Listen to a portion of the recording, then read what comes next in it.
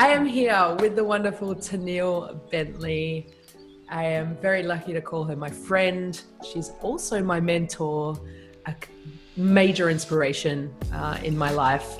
And I'm also her personal training person as well. She's my client as well, and she's a wonderful client because she does exactly as she's told. It's so good.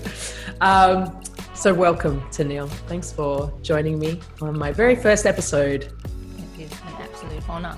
Thank you. Okay, so I'm going to get this out of the way. Yeah. First, just so people can get an idea of where you've come from, sort of transitional stuff that you've been through, and then where you are now. Mm-hmm. So you have some really impressive achievements behind you. So I know you've heard this a million times, and I'm sorry, but I'm not sorry all at the same time, because people need to know how amazing you are. Top 20 Australian Leadership Awardee, recognised by Julia Gillard herself when she was Prime Minister. Western Australian Women's Hall of Fame inductee, presented by the Governor. Australian Financial Review's Top 100 Most Influential Women. Telstra Businesswoman of the Year finalist. International speaker, MC, and author. One of the books which I have read and really thoroughly enjoyed and would highly recommend. Qualified board director who sat on some of Australia's most prestigious boards, and often being the youngest and one of the only women on these boards as well. Building a multi-million dollar business, leading the social media industry, and at one stage was one of Australia's largest agencies in the social media realm, and built a global charitable organization helping more than 40,000 children in over 5 different countries in the area of domestic violence. And this is one of my favorite points: extreme fundraising activities like climbing Mount Everest. Just for fun. Just for funsies. Why not? Why not? It's on my list to do things. It wasn't on mine. No. You can tell us all about that soon. So you've accomplished all of this and more, but you, as you so eloquently put it, you've hung up your stilettos and gone down the path of music therapy, sound therapy, and educating young minds as well. You are the founder of the Emotional Literacy and Mindfulness Academy, which teaches young children the art of mindfulness by education programs created by yourself using breathwork, meditation, amongst a whole bunch of other ways. Now, this for me is a pretty massive turnaround for someone. Now, could you tell me who the power suit wearing Tenille that achieved so much in business was? What was she like? Why did she hang up her stilettos? And who is the Tenille now in comparison? And what would you tell those people that might ask you why the hell you gave up such an illustrious career for sound bowls and singing to supposedly heal groups of people? Okay, I want to just address these points so we can just quash any, doubts or whatever. It's like, I've been asked it definitely before in the past, because it has been such a turnaround. It's been such a, it's been a 360. The 2 areas in my life that I never thought I'd go into: kids and music. I wanted to be a businesswoman. I professed at the age of 10 that I would be a businesswoman and that I wouldn't be having any children. And so I was living that out, which, I was my own prophet. I was just like, yeah, okay, well, that's what I'm going to do. And so it is it's a valid question. How do you go from that, running a multi-million dollar, perceivably successful, and I use the word perceivably, very, it's emphasized, perceivably successful, $2.5 million business at the time. And at the time it was there were plenty of up and comings, but there was a moment in time where it was one of the largest. So we had more than 50 staff just purely working on a social media agency, and now it's saturated. Everybody's doing it, but at the time it was we had people from news stations coming and doing tours. It was kind of turning into a little bit of a Google kind of, not we try hard Google, but we had sort of like a space in a warehouse and had ice hockey and Wii games and all these kind of like big Oh my bag seats. God, I would have loved to have worked for you. That sounds I amazing. don't know. I'm sure there's some people out there that would disagree because the Tenille in Stilettos was a crazy lady. So I was working around the clock. It was 18. I was averaging 16 to 18-hour days. Wow. And I don't know how I did that, but I did, and I did that for years consistently. It wasn't just a pocket of time. And when we're running on the hormones of stress, well, what happens is our body begins to break down, and we start to create a high level of cortisol in the body, which lowers the immune system. It starts to create disease, and I was getting, obviously, it's textbook. I was getting sick all the time because I was working really hard and didn't have time to eat properly and didn't have time to look after myself. But I was perceivably important in the world and doing all these amazing things and these wonderful awards, and it's like, yeah.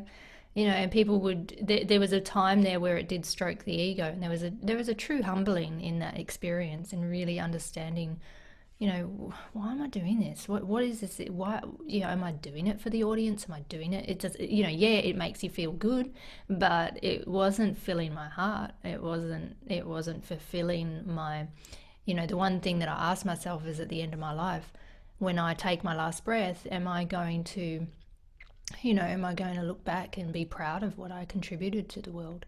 And I thought at this point in time, well, this is not something I'm proud of contributing. I mean, I'm proud that I was able to achieve, what I set out to achieve, because I was, that was my one of my goals.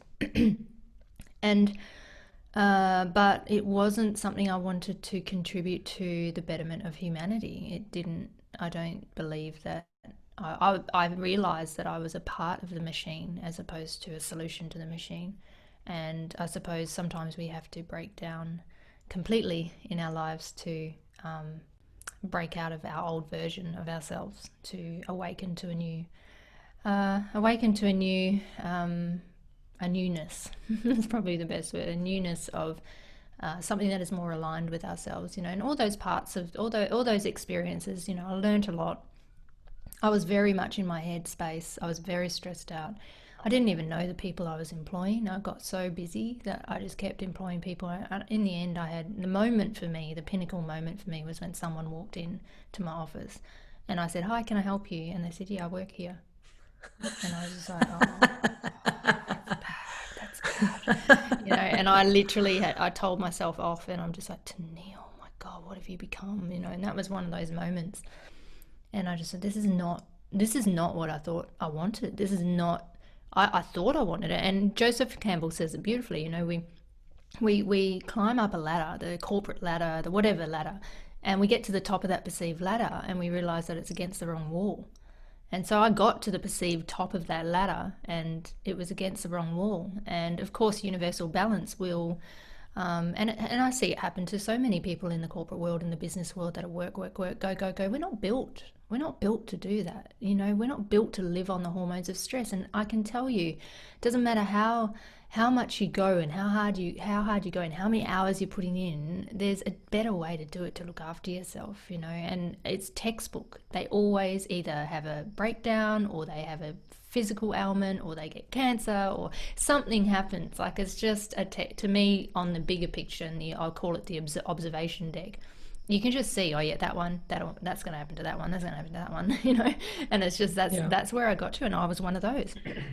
And at that time, I walked into the office that day and I looked around at this office that was literally buzzing, like it was buzzing with energy, a lot of young people working for me, coming straight out of uni, because I had, cleverly but not so cleverly secured a national contract that pushed my profit margins right down, that I really didn't have enough to pay people the way I wanted to pay them, which meant then there was high staff turnover. We really had to focus on how to make the workplace enjoyable for people, to try and counteract the low pay rate.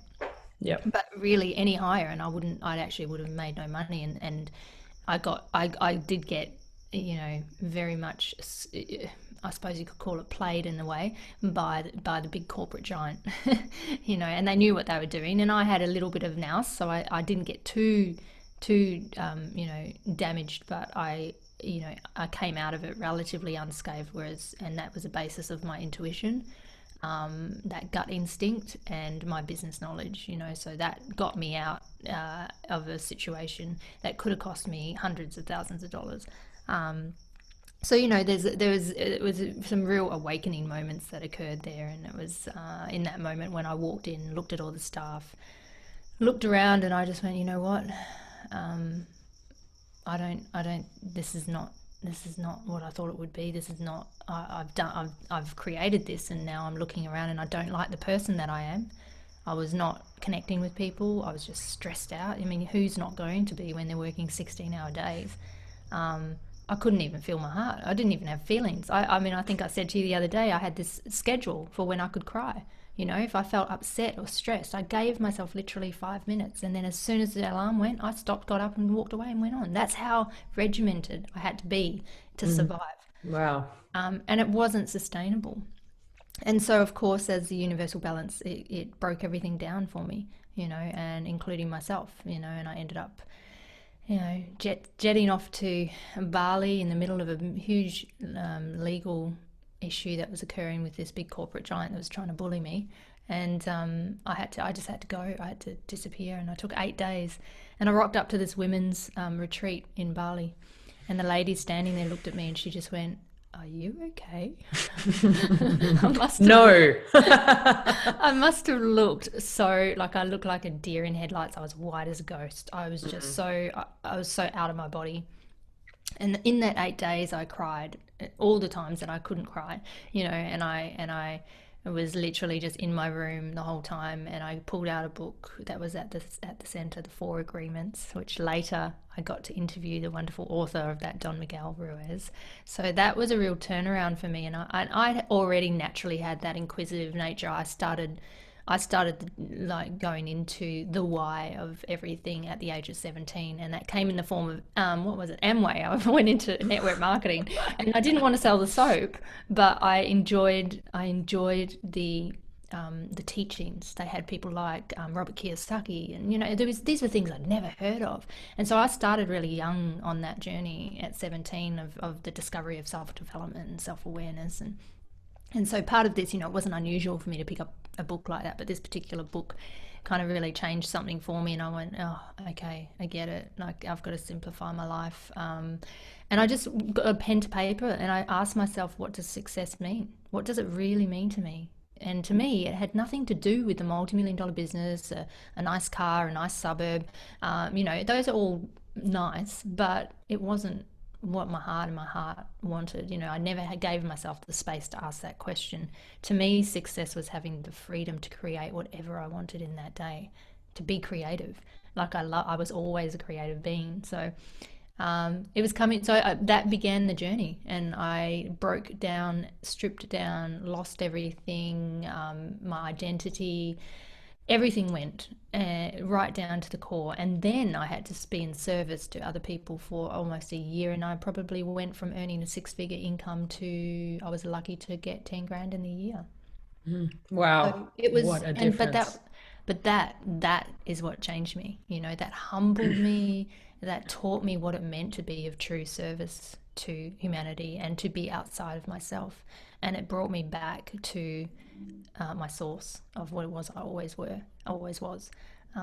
So that's when I hung up the stilettos, and my feet were very grateful for it. Your feet, your back, the My rest of the feet, body. back, Yeah. my stereotype girl that I was. Yep. So she was obviously, that Tenille was very highly strung. And obviously, she wasn't really, it sounds like she was really out of herself, like not integrated and centered and all that sort of stuff, And so in comparison, who is that Tenille today? Who are you today? Yeah, I'm a completely opposite person. So the way that I suppose I register how I show up in the world is by people's experience of me.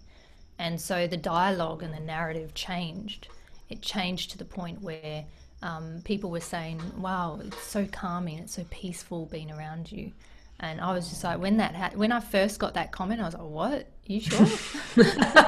Are you talking about that other chick over there? Or Yeah, because the last description I had was that I was manic, and I was manic because I was just trying to survive. Like I literally was trying to survive. I felt so responsible for all the salaries that I had to pay, and I was thinking of all the homes and all the families and all of that I had. I was carrying the world on my shoulders, and I felt responsible, and I took it really to heart when I had to cut everything back. I didn't enjoy that process at all. Yeah. So, the person that I am today it's taken a journey to be there, and I've had to be completely stripped back. And I think I'm always a work in progress. But right now, for me, it's, it really is about that peacefulness and that calmness and being, I don't think I'm never going to be sitting on top of a mountain all the time, because I'm also a very grounded person, that I'm very active in what I do. So I'm still running business, I'm still doing things, but I'm just doing it in a different way, and I'm contributing in a way that fills my heart instead of my head. Beautiful. Excellent. I'm super happy for you. Definitely. Yeah, it's been a journey. So, and that's sort of where it converted, I suppose, from social media to working with children, because the Emotional Literacy Academy for Kids is all about unplugging kids. So that's what drove the creation of that project, and it was like, okay, well, this to me is the perceived problem, which also generated the book Digital Consciousness. It was looking at how we'd show up in a digital world. And then from there it grew into the creation project, which has now been for the last 4 or 5 years, is the the Emotional Literacy and Mindfulness Academy for Kids, as a way to unplug them. So I was going through the process of the problem and the solution, and built the social media agency, and realized that the solution was to unplug the generation, because I had the sense that this was something that we I suppose contributing to our society and our kids, and it's something that is what I saw as a real issue in society, and so that's why the Kids Academy was born.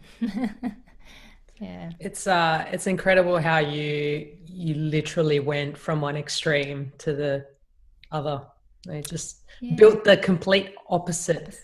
Yeah, it's really interesting. Kind of in my system doing it that way. Yeah, that's you learn by doing, right? Yeah. And you certainly learn. So that's cool. So you may notice a little bit of a difference in background all of a sudden if you are watching the video of the interview, and that is because we had a lawnmower man arrive, and Penelope, Tenille's little dog, had to let everyone know he was here, which is fair. She's doing a job. She's doing a very good job of it. So we'll start from where we left off.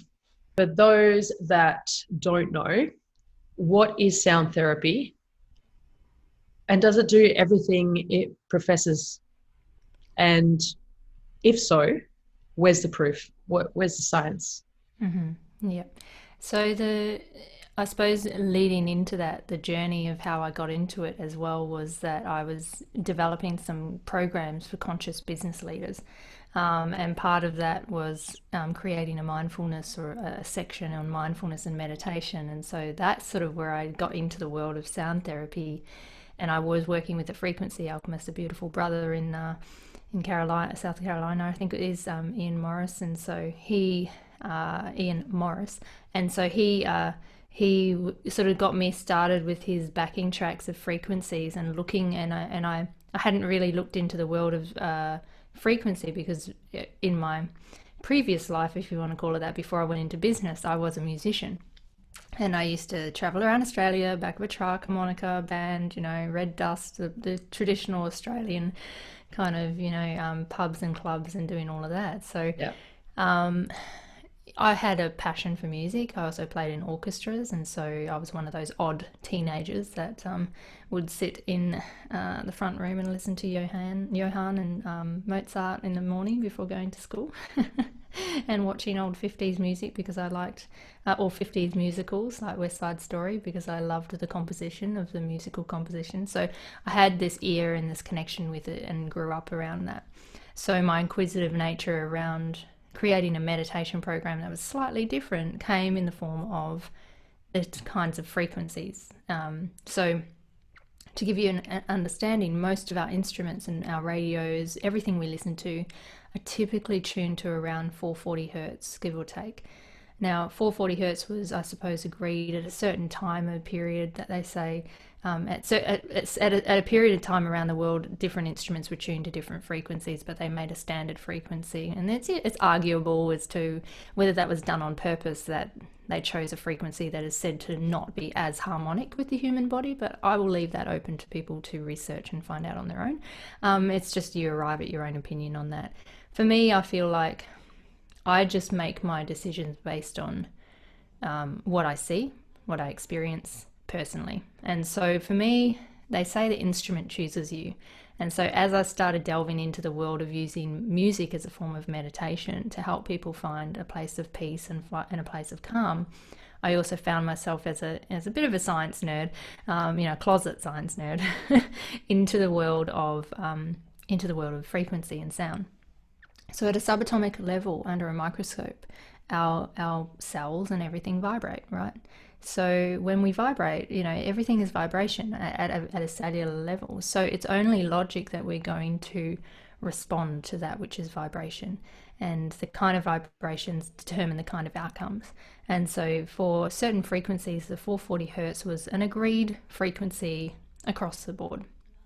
And it was, I think, set by the Germans. I can't remember the exact history. And so at 440 hertz was sort of the agreed frequency that we would listen to. And the frequency is the oscillation of the waves. So we have brain waves, we have the delta, theta, beta. Right now we're probably operating in like a high beta phase. So it's that kind of thought process and doing in the doing phase. The delta theta phase is when, the waves are a little bit longer and you're feeling in that sleepy state. That's when you're kind of just coming out of a dream state. And so from that point, what I do with my work is after about 20 minutes, we see that people get into more of a delta theta state. And that's the state where the release or the decrease of the hormone, the stress hormone cortisol. So they've shown that there has been a decrease in cortisol, which is, stress, so alleviating stress. So basically, and there is, you can look up, I think Professor Anthony Holland is one who has demonstrated that they can shatter cancer cells with certain frequencies. Royal Raymond Rife, arguably the pioneer in the world of frequencies and the medicinal use of that, and how we actually use that to combat some extreme terminal illnesses. There's a lot of documented data around that too, and there's plenty of science and a lot of neuroscience labs that are now using sound, rhythm, and as a form of healing, as music therapy, like healing for Parkinson's, for not necessarily fully healing, but helping them be able to have a better walk, so they don't have the shakes at a certain time when they're listening to a certain rhythm or they're listening to a certain sound. So there's a lot of the neuroscience world is really delving into that, and one of the champions, I suppose, in my opinion, of that was Dr. Norman Doidge, who is who's a neuroscientist, written the book The Brain's Way of Healing Itself, and what's the other one? I can't remember the other one. He's written many, but in one of his books he spoke about sonic induction therapy, using certain frequencies and certain sound waves that they would use to treat brain trauma injury, and so it's certainly something that is being explored. There's not, and it has been documented, there's a lot of research of the benefits of it, but it's still very much a space where we are still expanding and learning, but there is a lot of science around how we're doing this now, and how they're using specific, maybe not necessarily frequencies in some instances, but sound and rhythm as a way to, they're using it a lot in for people with Alzheimer's, because it basically brings them back when they hear a song that they remember, and it brings them back to themselves, and they become themselves. And even the carers notice this, that they become themselves for a period of time, listening to a song that maybe they used to dance to with their friend or their partner. So the power of sound and music is demonstrating in the ability for it to heal. And even they as they're using that, and we're seeing how that works. The way the brain works when we listen to sound is it goes in two parts. It first of all comes in through the ear, and then it separates out through the amygdala, or one area of the brain that is attributed to emotion.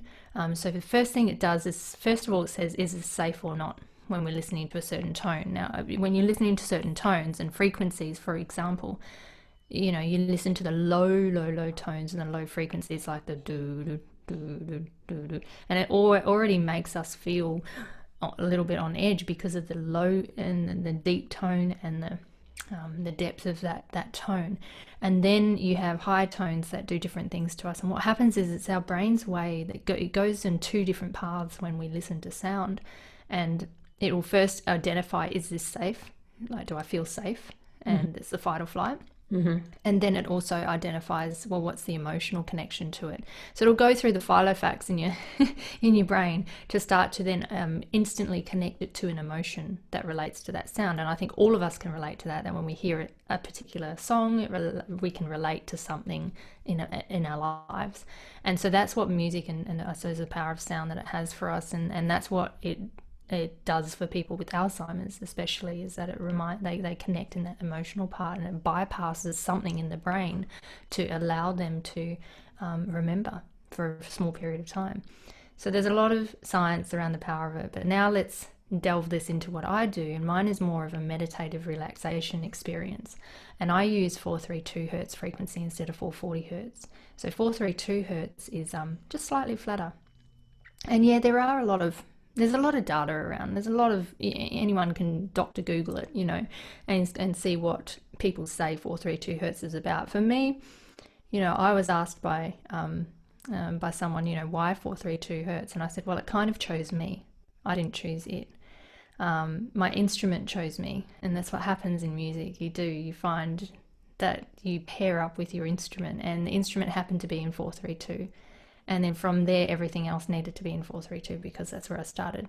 And then from there, I started doing my sound meditation experiences for people. And I was witnessing some really profound things that I could not make up. And it was coming from them and not me. I've had people who, one example, lady, 60 years of her life hasn't been able to sleep through the whole night. She did one of my sessions, and she said for the first time in her life, she slept the whole night. And she was it was a restful sleep, the most restful sleep she's had. Another one walked in, she's had a back pain for months and months and months and couldn't alleviate it. And, experienced about an hour's worth of my work, and then came up out of that and she says, I've got no pain. And I've had many instances where people have said that. And now I'm not going to profess that I'm a healer, because I'm not going to say that that's what it does, because I know at a deeper level that sound does whatever it needs to do for you. There's no textbook box that I'm going to put it into, and I'm not going to get too sciencey about it, because what I do is just based on what I see. And those are just some small examples of what, I've had people alleviate emotional blockages that have been with them most of their life.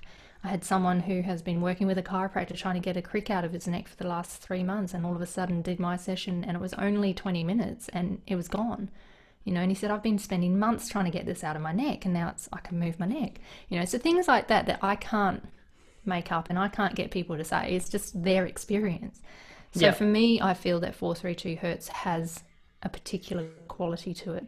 Whether it's the form of, a multitude of, going in with the intention to relax and to heal, maybe there's a part of that plays it. There's many variables that come out of that, but all I know is that when people experience my work, they always feel better coming out of it, and that's the goal.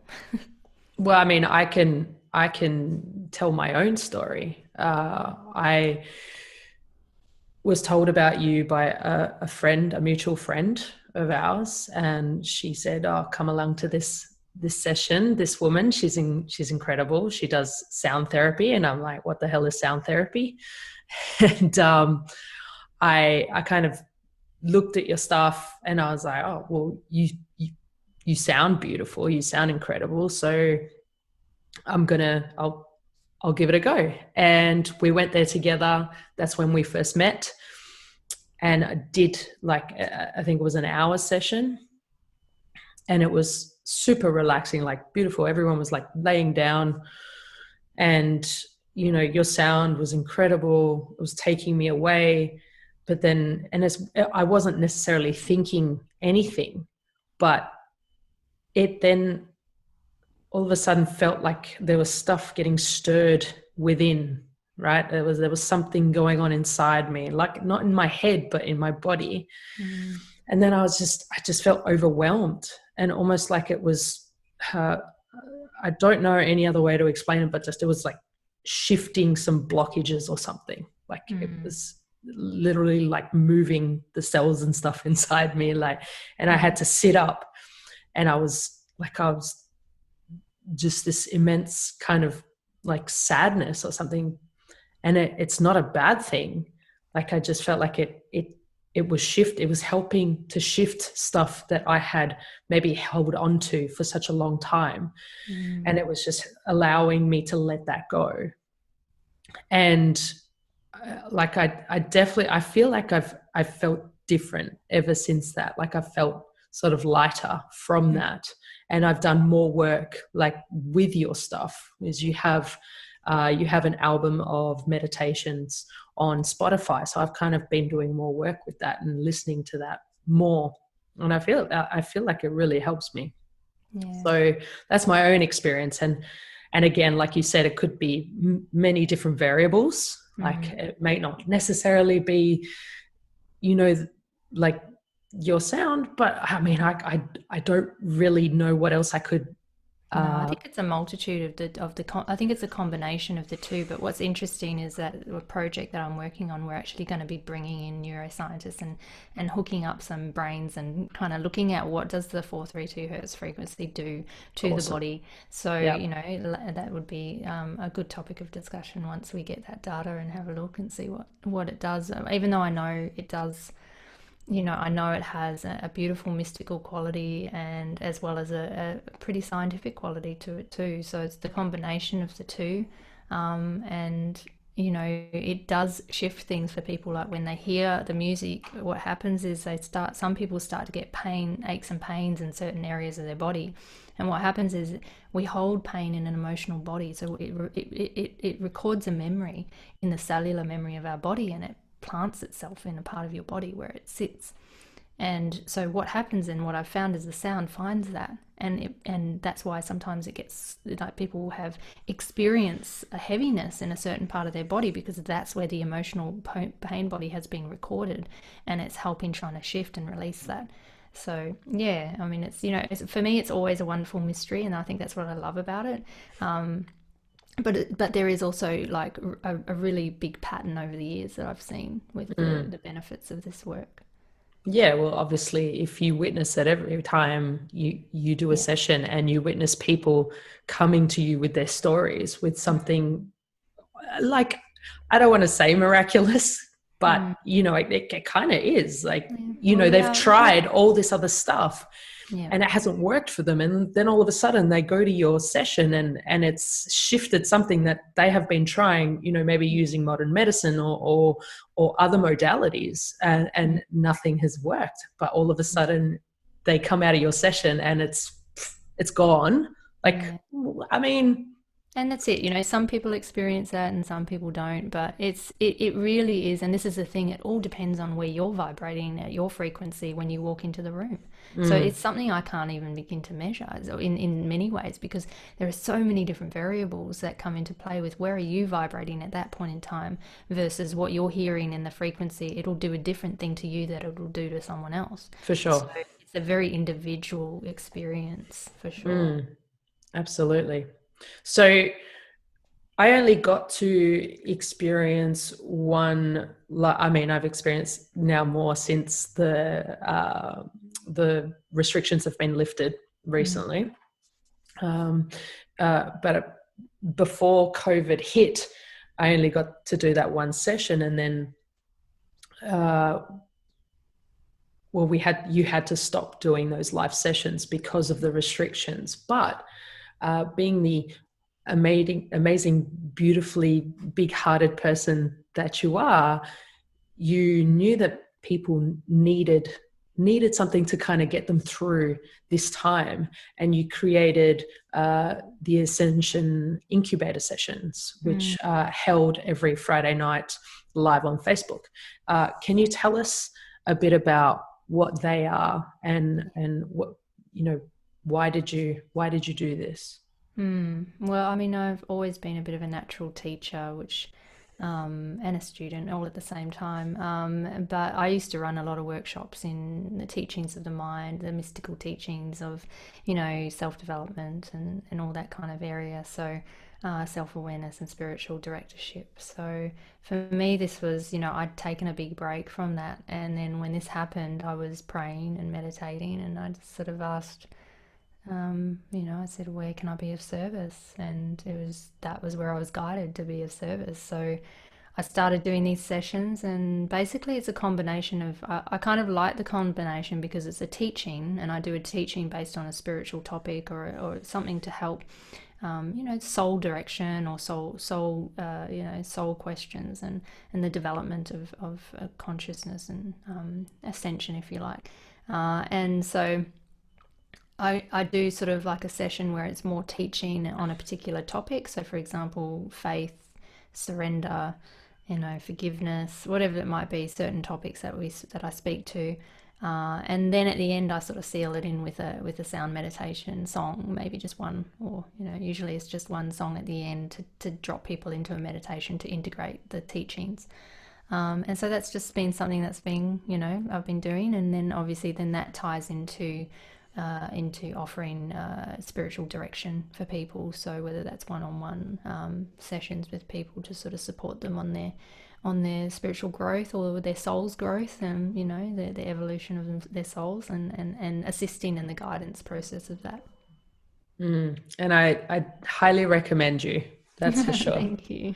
You've been an incredible help for me during this time. So. Well, it's wonderful because it's always a two-way street, because I always find that it's a wonderful help for me as well. So awesome. It's a wonderful exchange. Yeah, it really is. So speaking more to the whole ascension thing, I feel like it's been happening for a while now, but it just feels like with everything that's going on at the moment, the world seems like there's a lot of upheaval. And you hear a lot of people like questioning. There's a lot of questioning about this, the past and the current system of things, and there's a lot of and hence the upheaval. People are not happy with the way that things have been run for up until this point. And they're starting to kind of question and fight back and sort of go like, no, there's something else at play here, like what's happening, and they're not sure, but they know that there's something, and there's a lot of that stuff going on. Right now, can you tell us when you first started to experience maybe when you started to question? I think you did touch on it before, when you were 17, you started to question stuff. I began the journey of self-inquiry probably around, even earlier than that, but at 17 I started delving into it a bit heavily. So why at that age did you start questioning, and what guidance would you give those people that are going through some sort of questioning or awakening or whatever right now?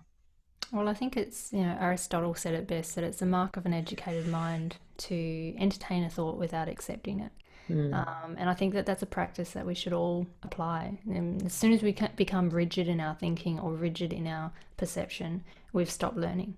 And I think that there's a lot to be said about always questioning everything, and then arriving at your own instinct, using your internal GPS system as a guide.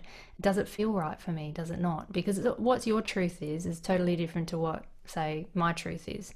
There, and sometimes they'll meet and sometimes they won't, but Yeah. everybody's truth is different. And so if we try to be somebody else's truth, we're never really going to arrive at a place where we really know inherently what our truth is. And so, as part of that journey, I would say always in the art of questioning, I've always been a curious mind. I've always questioned myself. Journey from the age of 17 was really, for me, it was came from a place of saying, is this it? Like, is this all?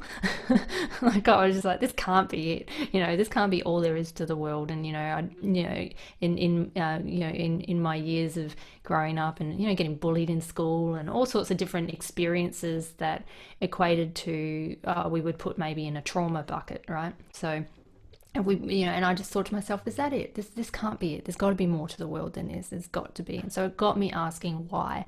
Why are things happening? Why do people treat each other that way? Why do we have violence in the world? All these kinds of things really mattered to me. And that began the journey of the self-inquiry. And then from there, I went from the internal, and then it connected in with the macro, the external. So one of the things I will say to people in the times that we're in right now is that brilliance does happen on the edge of chaos. And while we are in chaos, it is, there are many emotions that we probably experience in witnessing what's going on. But for me, the greater picture is that it's got to get worse before it gets better. And sometimes we have to have these growing pains, and it's not ideal and it's not nice, but brilliance does occur right on the edge of chaos, and that's where we break out of the old paradigm and we break out of the old narrative. And that's what's happening. We're seeing it. The narrative is changing. People's awareness is changing. We the straw has broken the camel's back. Like, it's enough. And Yeah. it's now, and it needs to be at that point so we see change. So yeah, so I would probably say that's something that we can, I suppose, find some peace in, because for me, my journey has always been around harmonizing and finding peace in situations. Besides my business career, that was, there were still moments where I harmonized situations in the boardroom, or it was done in a different environment. But if I went back to as a child, I was always nurturing sick animals. I was always taking care of situations and people, and trying to bring balance and love and peace back to people. And so that's, and I believe that that's within all of us.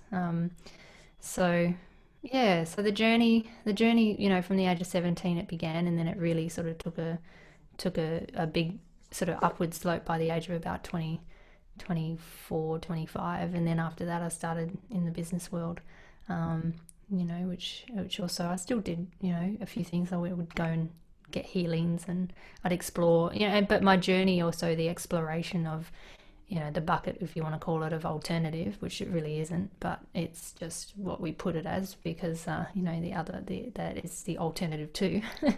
But that was because of a 25-year relationship that I've had so far with migraines, and so I was trying all the traditional methods, and then eventually I went the other way, and I went, there's got to be another way for me to do this. And that's what also, hand in hand with my own curiosity, took me into that path of spiritual development, of evolution, awareness, and really, sourcing the answers to the questions that we most have, which is, why are we here and what are we here for? Why are we here to now? We are here to be of service. Okay. We're here to learn, we're here to serve, we're here to be bridges for other people, to assist in the collective evolution of this planet. And it connects up with the wider biology of the body of the universes. It is a collective, integrated, highly sophisticated, way beyond what our minds could even fathom, an integrated system. And every part of us, every cell, we are one of the cells of the wider body of the universe that operates. And if without us, that's why we matter. That's why we're here on purpose. And we're here to be of service to the wider evolution of the collective human family. What's out there? Like we've talked about in our own private conversations, we've talked about experiences with other beings. Do you want to touch on that sort of stuff? Yeah. I'd love to talk about that with you. I always find it quite entertaining that, you know, we're always pointing out there looking for the aliens, and I'm like, dude, you're the alien.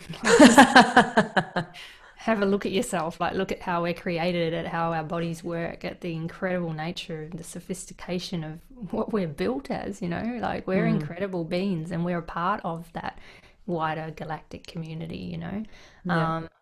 And yeah, you know, we're a part of a much bigger picture that, you know, if we just want to think ignorance, that we are just, you know, mechanistic humans here and there's nothing beyond that, well, you know, you're sitting on a floating planet that orbits a big ball of fire. Like, and then it's just floating in the middle of a universe, and it's like, how can you not think that there's something more out there? Like, it is mystical. There's more beyond what we have, you know, and for us to limit ourselves to think that there's not, you know, whether there's something bigger than us, whether there's a god, whether there's aliens, whether there's galactic communities, whether there's multiple universes, multi-dimensions, simultaneous dimensions, parallel dimensions, you know, all of that kind of stuff. Well, you know, it is, I think, ignorant of us not to question it and to go, well, what is possible? And then when you do, and you go down that path, you know, for me, it's through my own experiences. I have very vivid dreams. I have a deep relationship with the wider universe. And, you know, I do believe in, it's only because of through my own experience. The only things that I feel resonate for me is if I've personally experienced it myself, or if it feels light in my body, and it feels like, if it feels heavy in my body and I'm not sure, or if I'm like that, if it doesn't feel right, then I don't go down that path. Even if everyone else is going down that path, you know, and I've been in that situation in a group where, you know, 20 others have gone, this is amazing, wow, let's go down this, you know, this journey of spiritual development. I'm like, no, and I go the other way. And that has served me. And that, I think that's the only thing I would say to people, is that when we're looking at, you know, the galactic community or parallel dimensions or whatever it might be, it's got to be what feels right for you. You know, it's got to fit right. You might not be ready at that time to be willing to be open to even accept that. And that's just where you're at. And that's okay, because I was once upon a time, you know. But now through my own experiences, you know, I have a very deep connection with our wider universe, with the galactic family, with the messages that are coming in from there. And I funnel a lot of that through my, you know, also with Mother Nature, you know, I funnel a lot of that through my work, and it comes through either in my writings or in my music. And it's, you know, it's teachings, it's helping us awaken. And so I get those divine inspirations of pieces, and I use those as my teaching tools. Yeah, and they are beautiful and incredible. And I feel very blessed that we've crossed paths, definitely. Me too. And I certainly hope that whoever listens or watches this is curious to look you up, because you're incredible. How can you tell us how people can get in contact with you or find your work? Sure, yeah. The easiest way is just through my website, so tenillebentley.com, TENILLE Bentley, BENTLEY.com, or they can hop onto Facebook. It's under Tenille Bentley as well. Everything's on there. Instagram's Tenille Bentley.